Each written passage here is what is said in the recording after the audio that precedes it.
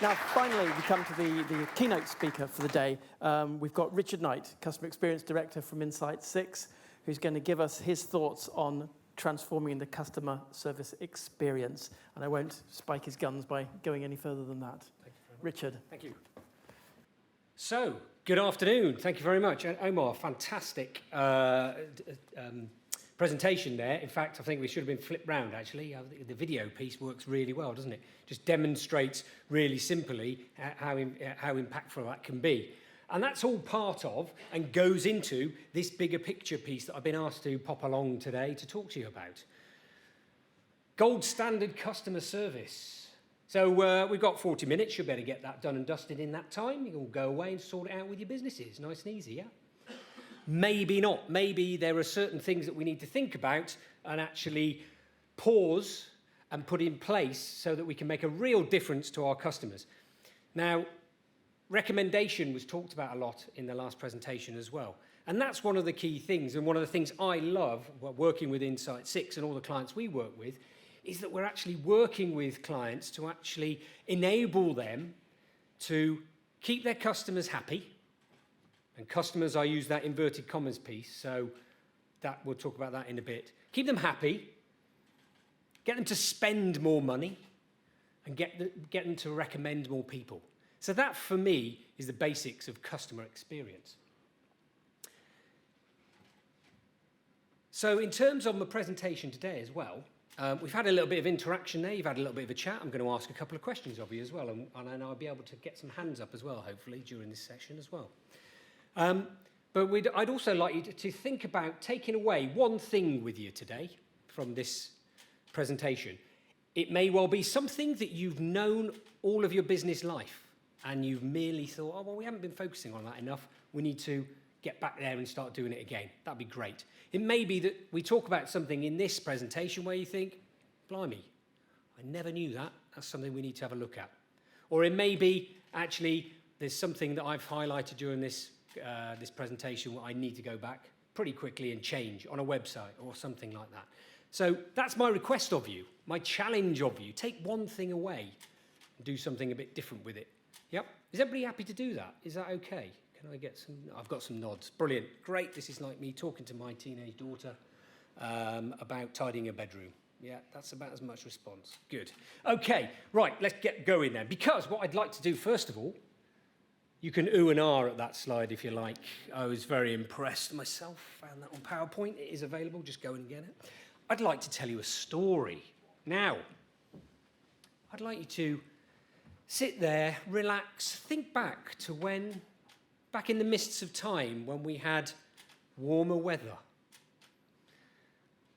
During the summer, when you were on those heady days, you weren't at work, you were off with the family, you were going for a walk, wherever it was, you were enjoying your life, your time outside of work. And this picture here, actually, is the Woodford Valley, not too far from here, about an hour and a half down the M3, near Stonehenge. And that's where I live. Not in that house, I wish.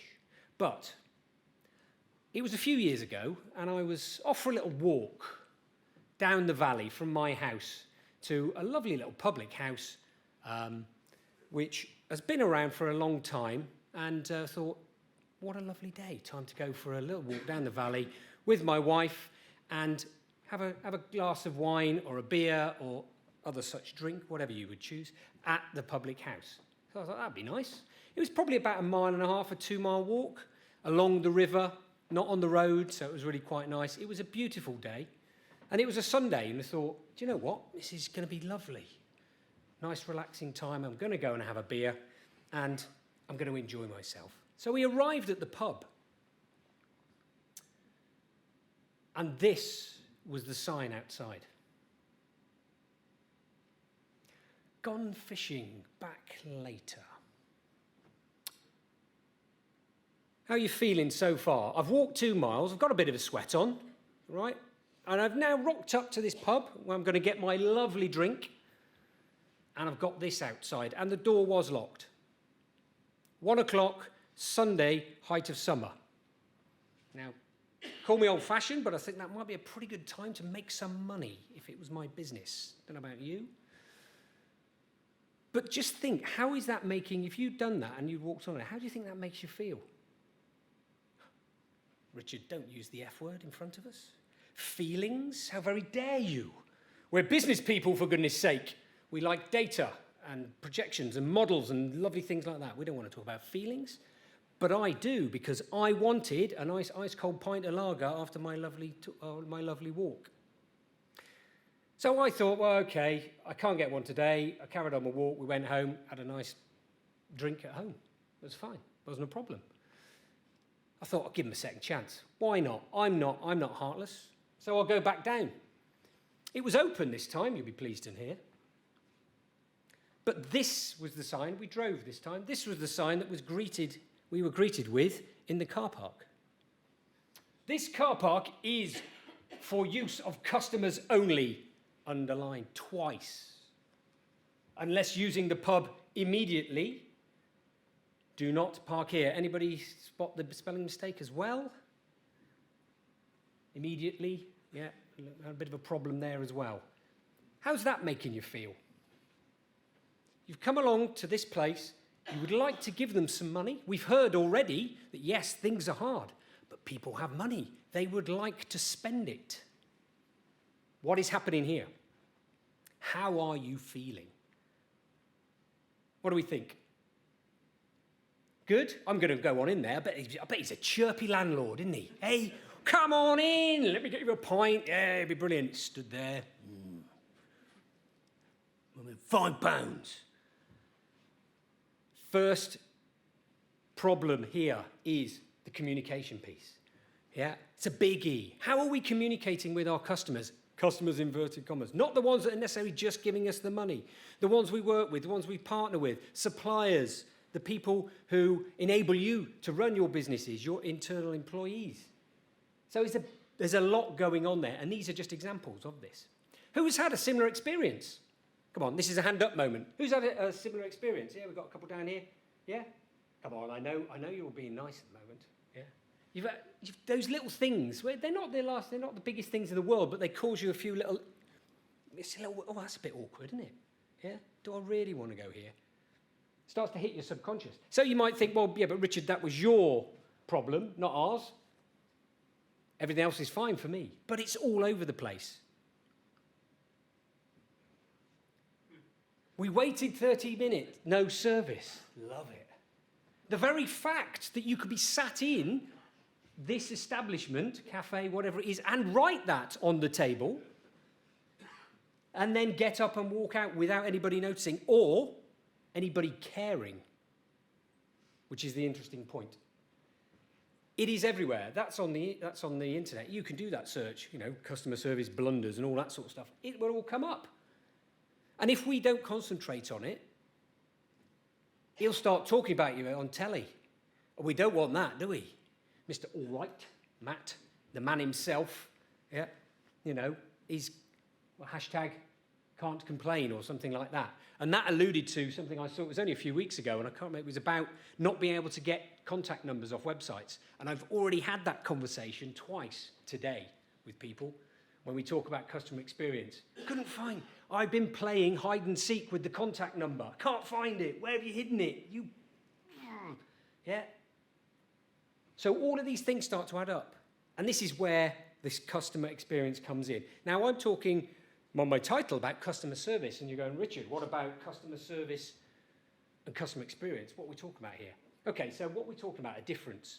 It's about a length of time. It's about an interaction. Omar was talking about videos, interacting with people. It's all part of the customer's experience. Customer service is more around the reactive part of that customer experience. Yeah? Someone phones up, I've got a problem. They go on chat. Yeah, there's a customer experience occurring there in terms of that customer service level. And that's what the old school sort of talk is. Oh, we've got to up our game in terms of customer service. Well, actually, no, we don't really. We need to up our game across the whole of the customer experience. So before your customers even contact you, they are starting to experience your brand, your offering, you as an organization. And we've already heard about recommendations.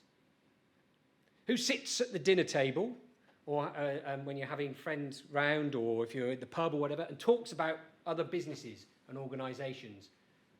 Yeah? Do people do that? I know I do, all the time. In fact, I had a marvellous experience with an auto company about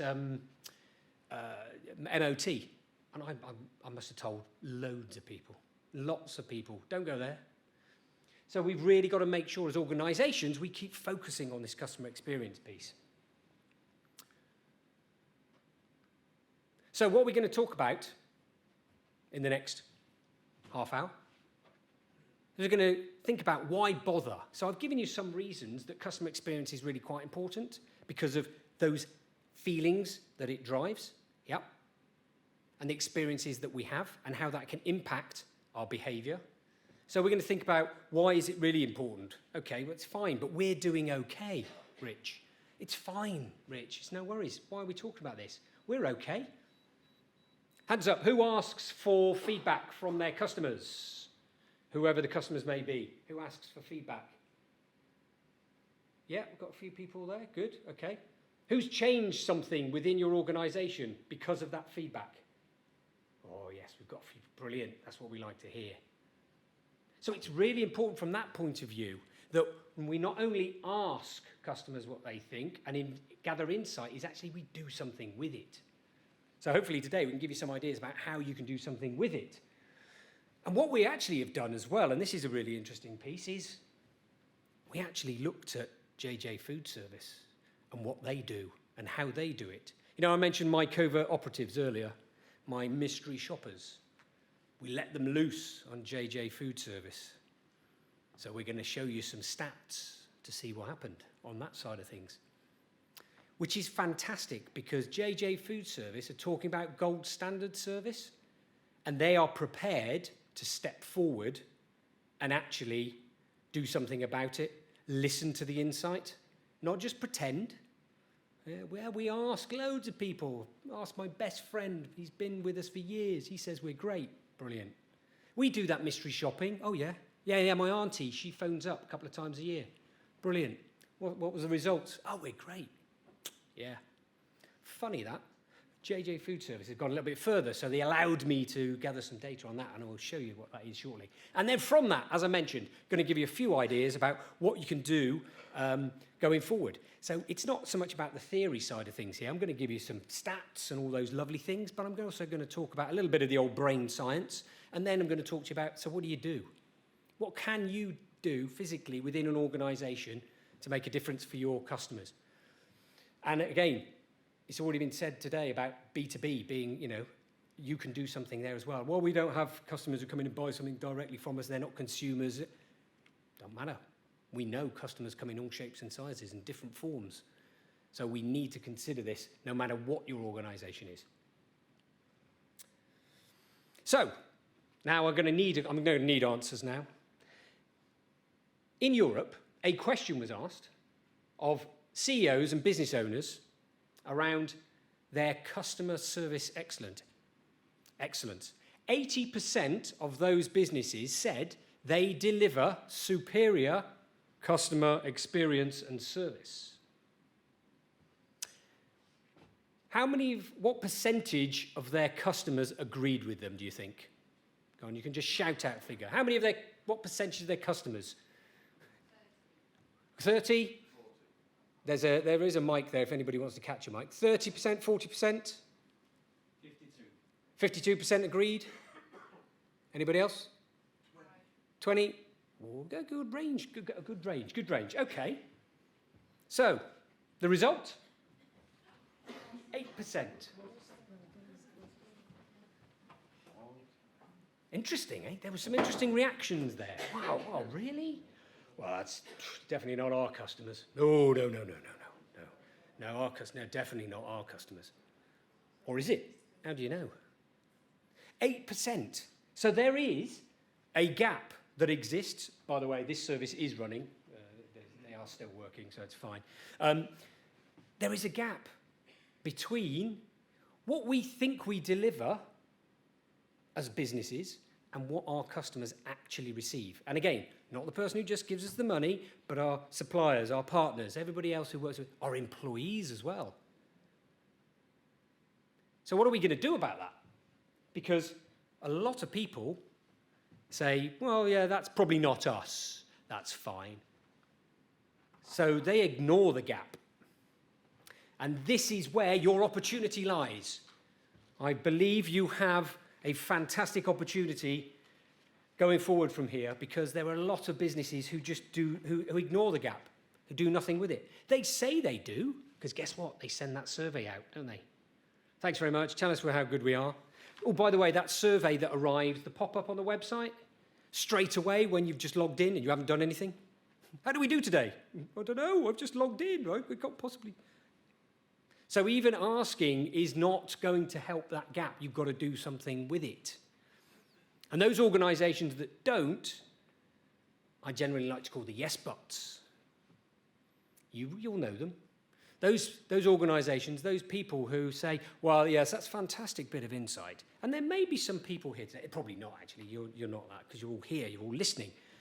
They might be thinking, Rich, yeah, this is great, but, yes, but we're different. Okay, how? Well, our customers are, very discerning, very different. Oh, really? Okay. We work with a multitude of organisations. I have a high-end jeweller who's a Rolex dealer. And I've got farm shops who I work with. And they both say, yeah, but we're different. Got people who've got money to spend. Okay? There are different things we need to think about, but the premise is exactly the same. So we need to make sure that we're focusing on this gap. How can you go forward? Don't be a yes, but. Be a yes. And what can we do about it to close that gap? So what impact does this all have? I'm going to take that off because it's annoying me.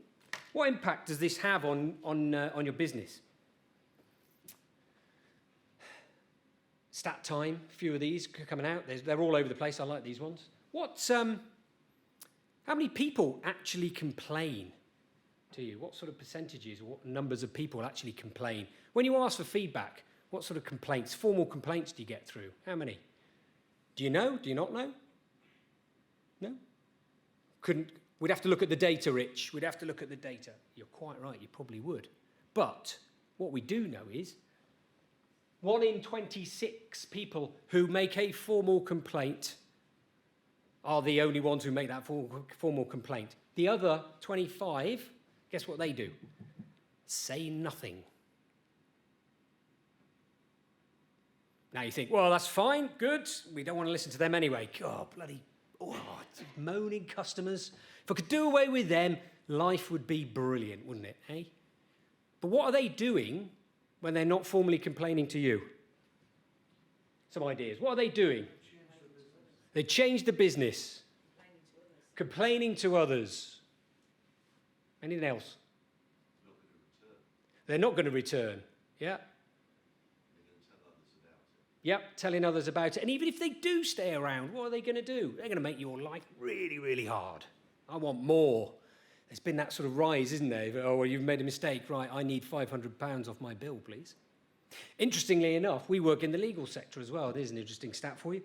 The legal firms, 20% of bills for legal firms have to be renegotiated at the end of the matter because they didn't do what they said they were going to do. They didn't do it properly.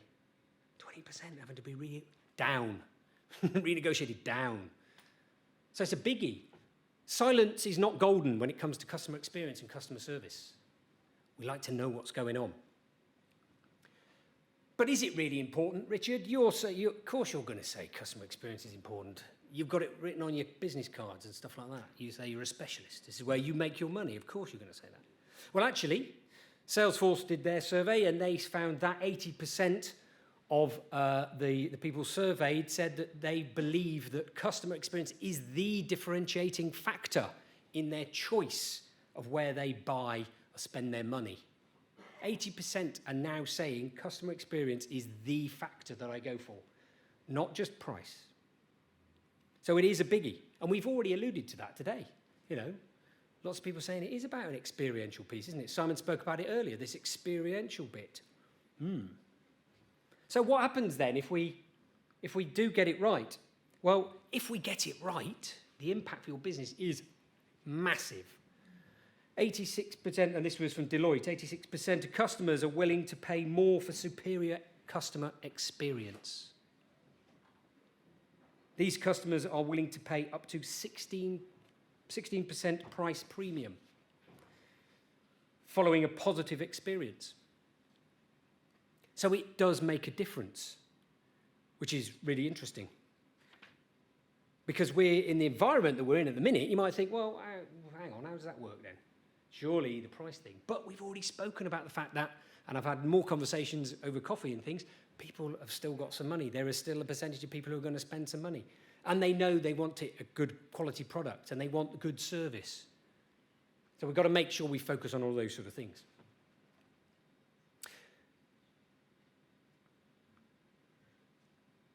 So I mentioned that customer experience being the biggie there.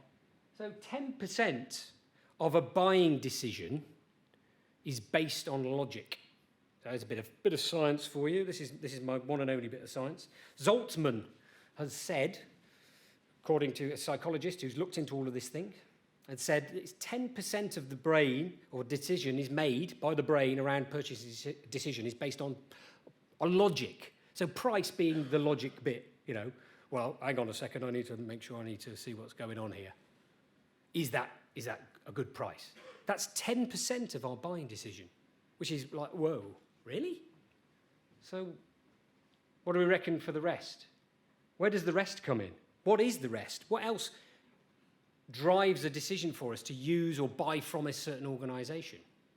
Oh, it's all right, I am okay, don't worry, it's not a problem. And of course, my namesake, Michael Knight. Bear with me 1 minute. The 90%, it's based around Knight Rider. Knight Rider, the coolest car ever to be on television. By the way, if you are too young to remember all of it, it is on catch-up telly, so you can go and watch it. Please let everybody know what it is. Yeah? Good, thanks. Michael Knight, coolest car, coolest thing in the world. The man had a medallion, for goodness sake. The car talked. It was amazing. I used to watch it on a Saturday afternoon. We would then talk about it all week at school. Oh, did you see that episode? That was amazing. So my decision to watch Michael Knight, Knight Rider, was all based around emotion. Because I think back now to sitting in front of that telly, giving it a quick whack so that it'd start warming up and all that sort of stuff. And I could feel that excitement. I can still feel it now, that sense of, oh my God, what's he going to be doing this time? What new addition has been put on kit? It's going to be amazing. So emotion drove what I did there. And that's the same thing from that purchasing decision point of view. And customer experience is based around emotion. By the way, because it is on catch-up and you can watch it again, I have watched it again and it's shite. It's rubbish.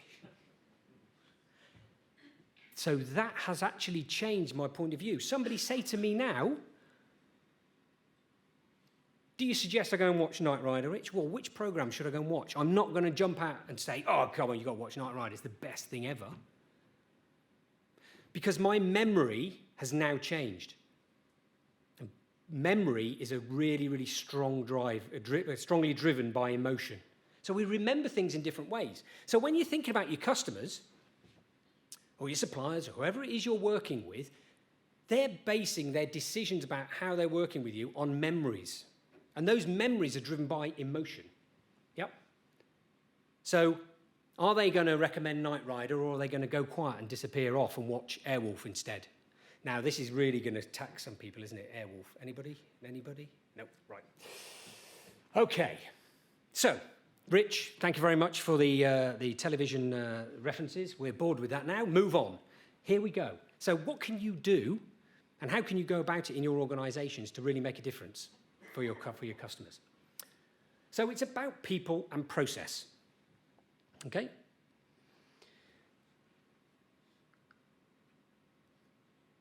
The process side of things is something that organisations are historically absolutely brilliant at.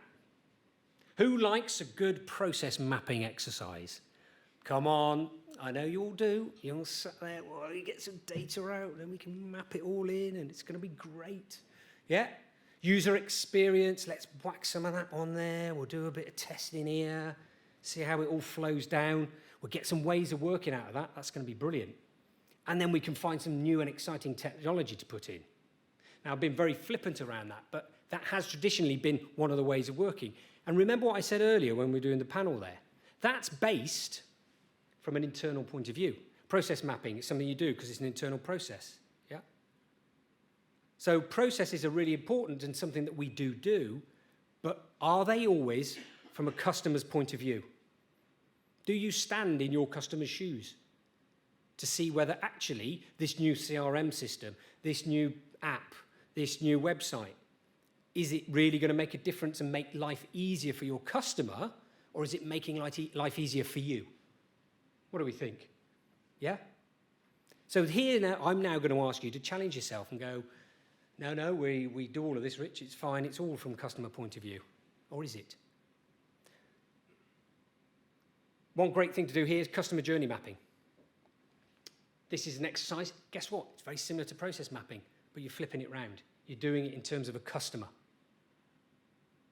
Really understanding the journey they go on, and as I mentioned earlier, the touch points that they have with your organisation. How good are they? Are they all brilliant? My guess is, yeah, probably not. Not saying they're not going to be good, but they might be meh, all right. And meh, all right, is not good enough. Because remember what we said earlier on about expectations changing, the Amazon effect, all of that stuff. We have to make sure that we're looking at these processes, making them work properly. Ways of working also connects to teams as well, doesn't it? And there were some great references to team earlier on and about how important that culture piece is. So that comes into ways of working. If you've got a process, is it communicated? Does it make a difference? And then our second one is our people. Culture, people, everything that matters around an organisation. Technology, yes, it is an enabler, but we need people with skills and motivation to make the difference. Who knows what motivates them? Why do you go to work? What motivates you? Go on, who's going to say it? Money. Money, yeah, the money. Yes? No? What else? What else motivates you? Go on, shout them out. Feeling like you make a difference. Feeling like you make a difference. Happiness. Happiness. Love that one. Yeah. Any more? Success. Yeah, great. What else? Potential. Fulfill your potential. Oh, this is good. I'm feeling good about this one. This is great. We should start a company. It'd be brilliant. What else? Passion. What was the other one? Fair enough. If it's a motivator, it's great. Absolutely. So one of the key things that we can also look at from an insight point of view is that those motivators. Because we all have different motivators. In fact, there are 9 motivators of work. One of them is money. Strange that, because we do need it, because we've got to buy stuff and things like that. But the other ones are around making a difference.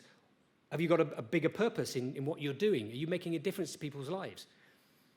Other ones are things like friendship, actually working together with people, making a difference with that. Creating, doing stuff differently, initiative, all of those other things. So there's 9 of those motivators, and they can impact your people massively. Okay, Richard, you've gone off one again, because what's this got to do with customer experience? Because it is a basic equation. When you've got great people doing the best they possibly can, they will deliver a great customer experience. Even if it's not something they're focusing on, wholly, it's just in what they do. Yeah, that discretionary effort piece is always a great one. When you're not there as the manager, when you're not there looking at people, are they doing their job? Are they doing it well? Are they doing it to the highest possible standards? That's a great marker for a great engaged teams.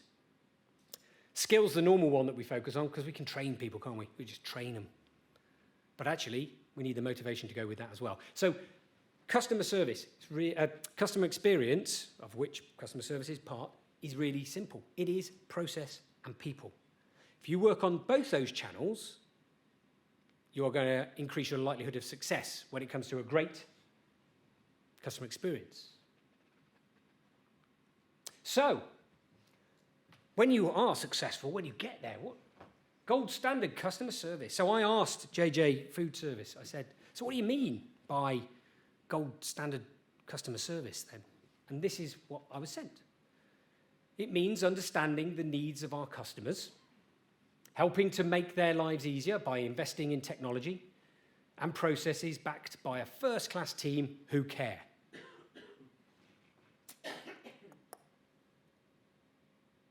Nice, like nice words. It's good, isn't it? You probably think, well, yeah, that one can go on the wall next to the mission statement and the vision statement. We'll look at it in a couple of years' time, see whether we've hit it or not. Yeah? Too flippant again, but true. Yeah, lots of these things. How do we make it live? That's the key thing. So what we did is, and this is the bit that we find really exciting, this is the squeaky bum time for JJ Food Service, because we're going to show them some data about the experience that my team of covert operatives had with their website and ordering some stuff. So what we did is we got our mystery shoppers to fill in one of these reports. They're called snapshot reports, and we provide them for our clients. We can do them on everything from phone calls to chat functions to physical walking into a store. Whatever the journey is that your customers go through, we can report on it. So we said, okay, let's do that. Let's have a look and see what happens. So we did 5 visits altogether. Now, 5's not a bad number, and a lot of you, if you're into your stats, will go, yeah, but that's not significantly significant, Richard. I can't even say it. Richard, so it's not worth anything. These reports had metrics in them, and we based around a percentage of satisfaction, but also we have verbatim, so commentary that goes with it. So we ask our researchers to actually comment on what happens. How did it make them feel? Yeah, so the wording's there as well. So we did that, and we scored it on a satisfaction level overall, but we looked at things like searching and creating an account on a website, ordering products, and then getting help as well. Okay? There were a couple of other areas, but those are the key ones I want to look at today. This gives us a really good idea about some process, but also people. So the getting the help piece, we actually asked them to use the chat function, you use a phone number to speak to somebody, or even go on social media and actually ask a question and see what the response was there. So we had a look, and we put it on our scale of overall satisfaction level. And when we come down to this scale, we basically look at 80% or above being very good. From all of the thousands and thousands of reports we've done over the years, we can say that 80%, 80 to 100% is up there. Yeah, it's really, really high end. Okay? So organizations generally benchmark themselves at about 80%. So where did JJ Food Services get to?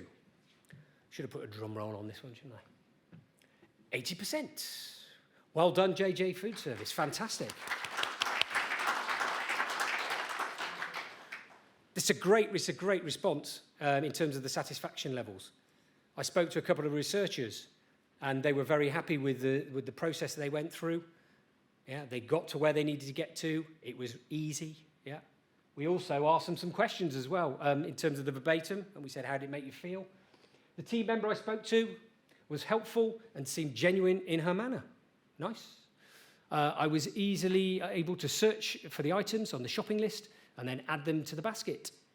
The registration process was very easy to follow, and I didn't have any problems at all. The account registration process was quick and very straightforward. Overall, this was a very positive experience. I felt the call experience was efficient and professional. Fantastic. Isn't it nice to give people some great feedback, some great positive feedback? How does it make you feel? Yeah? So when we're looking at customer experiences and developing them, know that it makes your customers feel great, and it makes the organization feel great as well. You get that feedback, you're doing something great. So in terms of what you've got there, many organizations would go, well, that's all right, yeah, brilliant, great. It's what we thought. Yeah, we knew we were good, great. Let's move on. We might do that again in maybe 5 years' time. Yeah, we'll just see how things have changed. probably not a good idea because things change rapidly, don't they? But also, when you look down into the detail, JJ Food Service said, no, let's look at the detail because we might be able to do something with it. So when we broke those areas down into search and register, ordering products and getting help and support, we could see that, some great figures there. But the one that dropped down slightly, again, slightly, 5% off that, very good. It was in the good realm. So it wasn't even, oh my Lord, we must change it. It was, well, actually, what could we do to make it even better? Because that's the key thing. That is the mark of a customer-centric organisation. Don't like using those words too many times because so many organisations talk about it. Oh, we're customer-centric, yeah. What? What does it mean? Don't know, but we are. Oh yeah, CEO said so. Customer-centric organisations are the one that look at data and actually do something with it. So what happened? Well, actually, changes occurred off the back of what we provided. And this was all to do with the conference as well. So things were moved around. The website was working really well. The registration piece was working really well. A couple of the comments coming through were that you needed to make it a little bit easier to find stuff. And those are small things. Introduced easier ways to contact the team on the homepage, including live chat, and an option to leave feedback. One of the great things. Give people the chance to leave you feedback without even having to ask them proactively. But a lot of organisations put their feedback button at the bottom, don't they? Right on the last page. Well, if you'd like to leave us some feedback, not that we really want to hear it, it's here. No, let's ask people. Yeah. And then JJ Food Service also took on board it, make it easier to find local branches and opening hours. The information was already there, but it wasn't quite, what's the word I'm looking for? It wasn't quite glaringly obvious for a lot of customers because customers are an interesting beast. We don't see anything as customers. You know that toilet sign hanging over the stairwell? Yeah? How many people went, where's the toilets? Yeah, you know, I did. You could put it into 20-foot flashing lights and people would still go, where's the toilets? So we have to make it easy for them, okay? But we've got to do that by gathering some insight to make it happen. So, Richard, that is enough, I hear you cry. We are done with all of this. We need some action to take. We need to make sure that we can make our customers so happy. They stay around longer, they spend more money, and they tell loads of people how bloody brilliant we are. So what can you do? Here's your top tips. There's 6. Strangely enough, we're called Insight6, so we've got 6 top tips. And if you can say that easily, well done. Oop. Inspire. So the first thing, inspire. This is a really interesting one because often it is somebody or a couple of people in an organisation who feel inspired to do something about customer experience and service, to make it gold standard. And they go, yeah, let's write it down and put it on the wall. Brilliant. Right. Back to the usual. How are the finances doing? You have to inspire people. You have to work out what it is you want your customers to say, think, and feel about an organisation.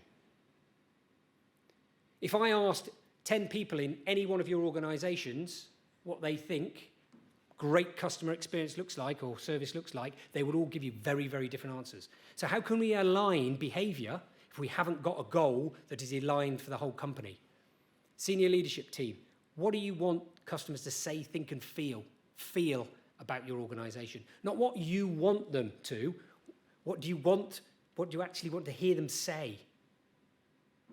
Yeah, it's a really important one, that. Great exercises you can do in terms of developing what those words are. Because when you've got those words, you can then put them down into behaviours for different departments. So what does amazed look like? Well, amazed looks like we get every order in on time. Feedback scores are at 98%. So already I've developed 2 metrics that are going to drive that amazed KPI. So customer experience isn't all fluffy. We can put it into metrics. So we've got to inspire. We've got to identify what is going on. You've got to measure things. You've got to do your mystery shopping. You've got to do some focus groups. You've got to ask for feedback regularly in the right way. And when I mean regularly, not every other day saying, oh, how are we doing today? But at the right point. You know, when somebody's become a customer of yours for 6 months, do you ask for the feedback at that 6-month point? When they've been a customer for a year, do you then ask for a year? And so on and so on. When they have a problem, do you then send them a resolution feedback? Loads of opportunity to do that. Got to identify what's going on and benchmark where you are. Because then you can illustrate what's going on. So you can review the internal processes and external customer journeys. Do they fit? So again, as I said about the people, the process piece, you've got to make sure that you actually look at what's going on from a customer point of view. So journey mapping, customer journey mapping fits in there. Then we've got to instruct. So when we've got all this beautiful data, we don't just stick it in the cupboard or on the hard drive and never look at it again. We take the insight and we actually go, okay, so what are the behaviors that are being exhibited by our teams that aren't working? We need to address that. We need to help them. We need to instruct and train and develop them. Can you mentor people? Yeah? Can you coach them? Have you got tools like looking at their motivators to be able to see whether they're in the right area? If we think about customer service teams, there are a lot of people who don't actually or shouldn't actually be in customer service departments because they don't like people. Hello? Yeah, sorry about that. Yeah. Oh, they don't even say sorry, do they? Well, it was all process. So we need to make sure we've got the right people in the right places. So we can instruct and we can do all those sort of things. Then we need to inform. We need to remeasure. So this is a cyclical process. We're going to remeasure what's going on. We can actually see whether that benchmark has moved. Have we gone up? Have we gone down? Why? What's going on? We can think about deeper insight gathering at this point as well. Client interviews. Actually, earlier on was mentioned about asking suppliers for feedback. Rather than just the customers, are you asking the suppliers? Are you asking your partners who you work with? The B2B piece, because not a lot of B2B organizations do it. You could ask, we could interview them. You could actually say, right, how are we really doing? Half an hour on a telephone. Yeah, really understand what's going on. And then improve. This is to refine the approach through regular reviews, tracking online reviews, and all those sort of things. So we can do additional things. Who's heard of, and this always makes me cringe, who's heard of social scraping? Silence. Social scrape. Sounds horrible, doesn't it? Sounds really painful. You can get a cream for it, apparently. No, social scraping. So it's about unsolicited commentary. What's going on out there? Do you look at what's going on in your social feeds? Do you regularly look into it and gather the data, the things that are being said that you're not asking for? Does that give you glimpses that things might be going awry? Well, there's a couple more of those responses coming through. Do we need to change something? So there's lots and lots you can do there. Okay. So that's it, 6 steps. We're going to inspire, identify, illustrate, instruct, inform, improve. Lots of I's, but hopefully they make sense, and it's a cyclical process.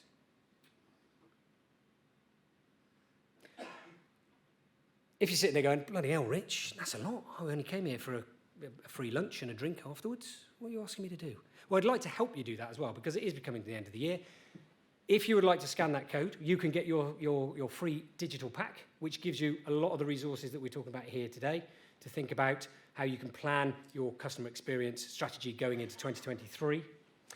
If you would like some deep, meaningful, well, maybe not, commentary about customer experience, there is a podcast that I do with one of my colleagues, which talks about general themes and trends going on throughout the year. So we do one of those a month as well. So if you would like to find those, then please do. Thank you ever so much. I said I'd ask you to think of one thing to take away. Who's got their one thing? Everybody got their one thing? I'm not going to ask you to shout them out. We could be here some time. Everybody got one thing? Yep. Please do go and do something, because your customers are really great, and without them, we're all up the creek without a paddle. So be nice, yeah, because they will spend more money with you, stay around longer, and tell more people how great you are if you give them fantastic, gold standard customer service and customer experience. Thank you very much.